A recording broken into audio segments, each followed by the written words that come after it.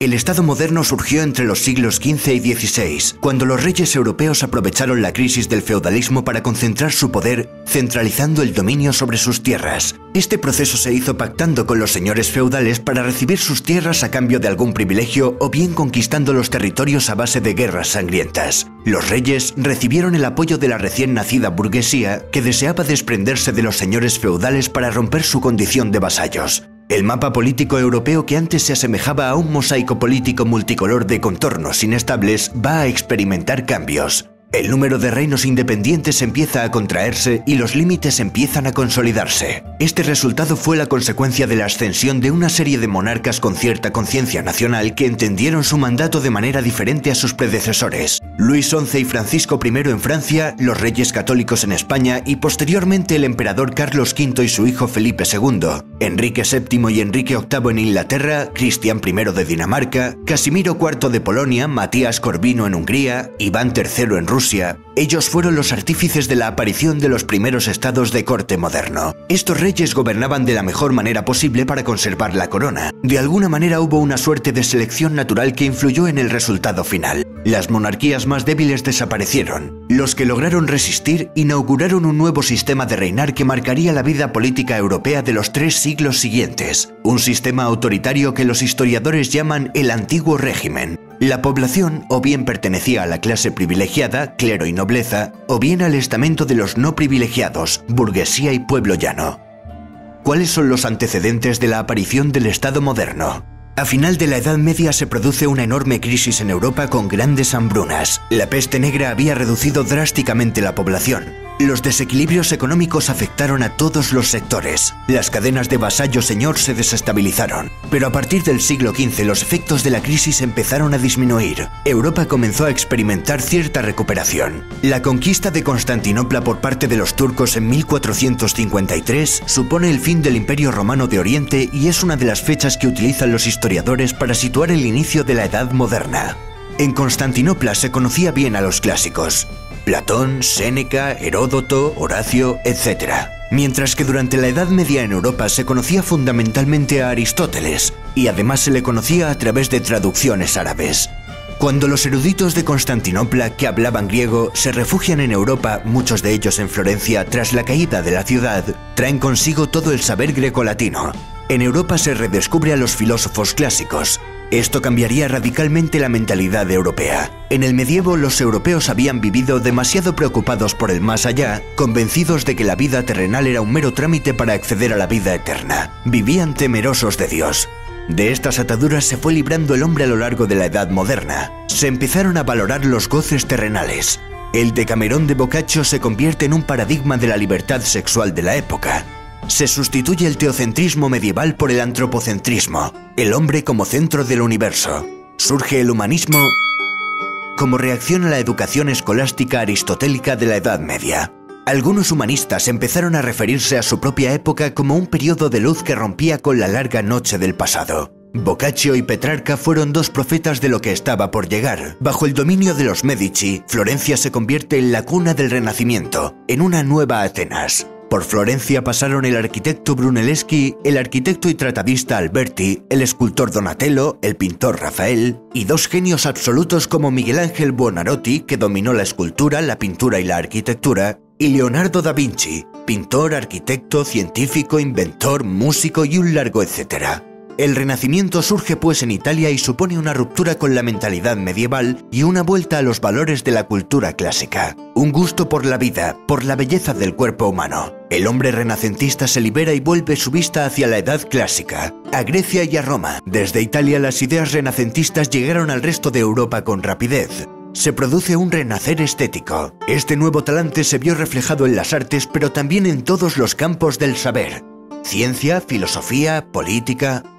La invención de la imprenta en el siglo XV por parte de Johannes Gutenberg generó una amplia difusión de todas las ramas del conocimiento. Este invento fue crucial en la propagación del saber. Sin duda estamos ante una segunda palanca de cambio clave en la historia de la humanidad. Los avances en física, astronomía, biología, anatomía humana, química, medicina, transformaron las visiones medievales sobre la naturaleza y sentaron las bases de la ciencia moderna. Se produce una revolución científica que empieza con Nicolás Copérnico y su teoría heliocéntrica. Más tarde, un entusiasta de las ideas de Copérnico, Johannes Kepler, definió cómo eran las órbitas elípticas que seguían los planetas alrededor del Sol. Durante casi 5 milenios, el modelo geocéntrico de la Tierra como centro del universo era prácticamente aceptado por todo el mundo. El modelo heliocéntrico, según el cual la Tierra y los planetas se mueven alrededor del Sol, supuso una auténtica revolución e hizo temblar los cimientos sobre los que se sustentaba todo el conocimiento.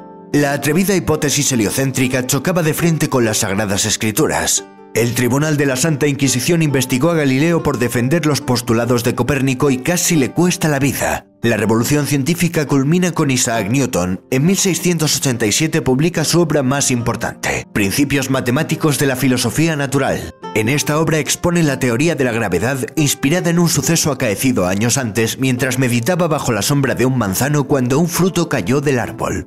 El humanismo y la invención de la imprenta fueron las dos primeras palancas de cambio que activaron la Edad Moderna y trajeron consigo el Renacimiento y una revolución científica. La tercera palanca fue el descubrimiento de América en 1492. Cristóbal Colón, en su afán por encontrar una nueva ruta que le lleve a las Indias, se topa con un nuevo continente desconocido a ojos de Europa, América. Este hecho supuso el encuentro de dos mundos que habían evolucionado de manera aislada. Empieza una etapa de conquistas en el nombre de la fe católica. Un grupo reducido de españoles puso en jaque al imperio azteca con Hernán Cortés al frente. Los españoles supieron aliarse con las tribus locales a las que el gran Moctezuma tenía sojuzgadas. Cortés traía caballos y armas muy superiores, pero el arma más poderosa que sus hombres traían consigo era invisible al ojo humano: la viruela y otras enfermedades.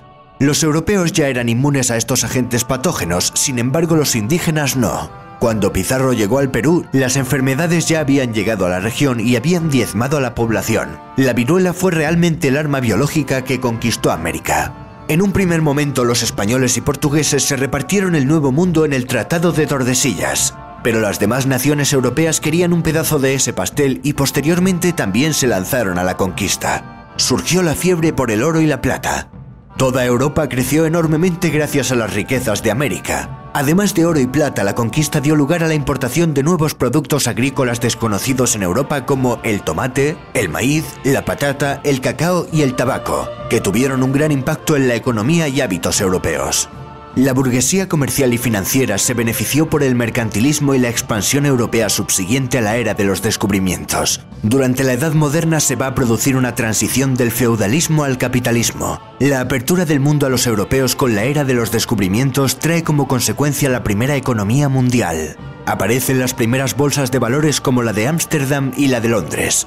La Bolsa de Valores de Ámsterdam fue fundada en 1602 por la Compañía Holandesa de las Indias Orientales y operaba con acciones y bonos. Semanalmente publicaba un boletín que se utilizaba como referente a la hora de ejecutar las órdenes de compra-venta. Las compañías privilegiadas tomaron el control monopolístico de rutas y productos. La clase comercial y financiera se fue fortaleciendo con el nacimiento del Estado moderno, pero principalmente en aquellos con mentalidad protestante, como veremos a continuación. La cuarta palanca de cambio que afectó enormemente en el devenir de los tiempos y en los avances de la época fue la Reforma Protestante iniciada por Lutero. Durante el final de la época medieval se había producido una gran crisis en la Iglesia Católica, debido a numerosas acusaciones de corrupción eclesiástica y falta de piedad religiosa. Para financiar la construcción de la Basílica de San Pedro en Roma, la venta de indulgencias se disparó. Las indulgencias no perdonan el pecado, pero reducían los años que los pecadores debían pasar en el purgatorio antes de entrar en el reino de los cielos. La Iglesia Católica empezó a traficar con los sentimientos de los fieles. En 1517, un monje alemán, Martín Lutero, colgó en la puerta de la iglesia del Palacio de Wittenberg un escrito en el que exponía 95 tesis contra la doctrina católica de las indulgencias. Aunque tan heroico acto no está tan claro. Lo que sí se produjo es un debate que puso patas arriba a la cristiandad. La reacción de Roma no se hizo esperar. El Papa condenó firmemente las tesis de Lutero, con un efecto contraproducente que solo consiguió darle más publicidad al alemán. No solo se enfrentó con el Papa, sino que el recién coronado emperador Carlos V quiso poner en orden los asuntos con Lutero. El emperador le exigió a Lutero que se retractara de sus doctrinas, pero Lutero solo reconocía la palabra de las Sagradas Escrituras. Convirtió la Biblia en el único criterio para determinar cualquier asunto relacionado con la fe. La casta clerical perdía así su función mediadora entre Dios y el hombre. Lutero era un hereje y como tal fue declarado proscrito. La imprenta fue el secreto del éxito del protestantismo. En Europa se producían anualmente millones de copias de las ideas reformistas. Lutero fue el autor más prolífico, pero había más escritores protestantes. Europa sufriría una radical transformación religiosa y el poder de la Iglesia se disgregaría en diferentes confesiones protestantes. La evidencia demuestra que Lutero no destruyó la Iglesia, sino que creó otra. Ni Lutero dejó de ser clérigo ni disminuyó el número de ellos, simplemente se formó un nuevo cuerpo sacerdotal, solo que ahora ese cuerpo de pastores servía únicamente al señor del territorio, que era el que le daba de comer, y no a un papa extranjero y a un emperador de intereses afines. Los nuevos estados modernos exigían más independencia de la Iglesia Católica Romana. El rey de Inglaterra, Enrique VIII, también desvinculó sus lazos con Roma y fundó la Iglesia Anglicana. La causa fue que el rey quería anular su matrimonio con Catalina de Aragón, hija de los reyes católicos y tía de Carlos V. El Papa de Roma, Clemente VII, se opuso a la anulación de su matrimonio. La respuesta del monarca fue romper con el catolicismo y erigirse como jefe supremo de una nueva iglesia, la Iglesia de Inglaterra. La Iglesia anglicana guarda muchas similitudes con la católica, pero no depende de Roma. Tras la muerte de Lutero, el pensamiento de Juan Calvino cobró fuerza y se hizo mayoritario entre los reformistas. Calvino era un seguidor de las ideas de Lutero y convirtió la ciudad de Ginebra en un estado teocrático de corte totalitario. Los pastores se convirtieron en policías de la moral y los viajeros comprobaban asombrados cómo en aquella ciudad no había robos, ni prostitutas, ni asesinatos, ni lujos, ni alcohol, ni bailes, ni vicio de ningún tipo. Es preciso en este instante recordar que la Iglesia Católica condenaba fuertemente el cobro de intereses, censurando esta práctica con el nombre de usura. En la España católica, de hecho, el trabajo manual era algo deshonroso propio de seres de segunda. Los hombres de honor solo se manchaban las manos en la guerra. Por eso muchos hidalgos preferían la pobreza a tener que trabajar. Sin embargo, en los países del norte de Europa, donde se extendió la moral calvinista, el trabajo dignificaba al hombre, y ser comerciante o prestamista acabó siendo una ocupación honrosa. Una moral consagrada al capital. Por ello estos países prosperaron y se enriquecieron. Y no es desacertado decir que por ello los países protestantes son más trabajadores, más austeros y ahorradores que los católicos. El calvinismo no solo se extendió por Europa, sino que los movimientos migratorios llevaron el calvinismo a Norteamérica. Los puritanos ingleses que viajaron en el Mayflower, los hugonotes franceses, los colonos holandeses de la Nueva Ámsterdam, más tarde llamada Nueva York, y los irlandeses escoceses presbiterianos de los Montes Apalaches. Los colonos irlandeses calvinistas también fueron los primeros europeos que colonizaron África del Sur. Fueron conocidos posteriormente como Boers o Afrikaners. La reforma protestante liderada por luteranos, calvinistas y anglicanos había desencadenado un cisma europeo que se tradujo en cruentas guerras de religión. En Francia se persiguió a los hugonotes calvinistas. En la noche de San Bartolomé en París, el rey francés mandó ejecutar a más de 3000 hugonotes. Las matanzas se extendieron por todo el país. En unos días los católicos se cobraron más víctimas que las que se cobró el Tribunal de la Santa Inquisición en toda su historia.